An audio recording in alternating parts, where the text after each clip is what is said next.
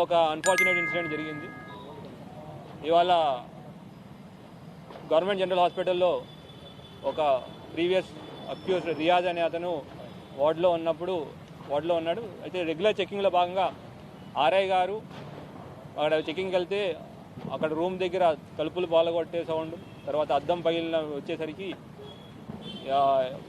ఇమీడియట్గా మెడికల్ సిబ్బందికి ఇన్ఫామ్ చేసి ఆర్ఐ గారు, ఎస్ఐ గారు, ఒక కానిస్టేబుల్ గారు లోపలికి వెళ్ళి ఎందుకు ఆ సౌండ్ వస్తుందో లోపలికి వెళ్తే ఈ రియాజ్ అనే వ్యక్తిని అంత గోల చేస్తున్న వ్యక్తిని తీసుకెళ్లి అతను బెడ్ దగ్గర కూర్చోబెట్టడానికి ప్రయత్నం చేశారు.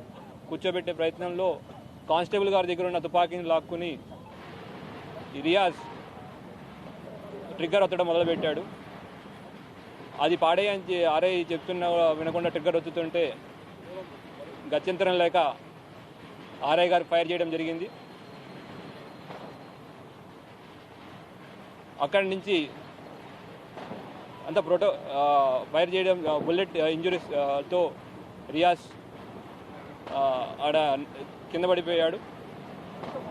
తర్వాత ఎస్ఓపి ప్రకారం దాని మీద కేసు రిజిస్టర్ చేయడం అండ్ ఎంక్వైరీ చేయడం జరుగుతూ ఉంది. Thank you. పోస్ట్మార్టం ఇంక్వెస్ట్లో ఒక అన్ఫార్చునేట్ ఇన్సిడెంట్ జరిగింది. ఇవాళ గవర్నమెంట్ జనరల్ హాస్పిటల్లో ఒక ప్రీవియస్ అక్యూజ్ రియాజ్ అనే అతను వార్డులో ఉన్నాడు. అయితే రెగ్యులర్ చెకింగ్లో భాగంగా ఆర్ఐ గారు అక్కడ చెకింగ్కి వెళ్తే అక్కడ రూమ్ దగ్గర తలుపులు పాలగొట్టే సౌండ్, తర్వాత అద్దం పగిలిన వచ్చేసరికి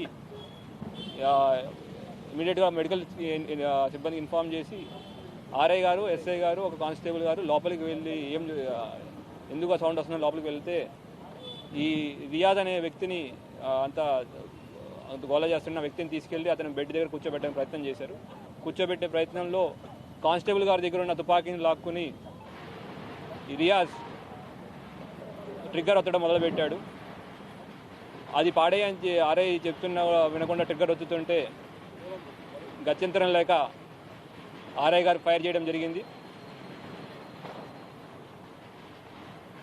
అక్కడి నుంచి అంత ఫైర్ చేయడం బుల్లెట్ ఇంజురీస్తో రియాజ్ ఆడ కింద పడిపోయాడు. తర్వాత ఎస్ఓపి ప్రకారం దాని మీద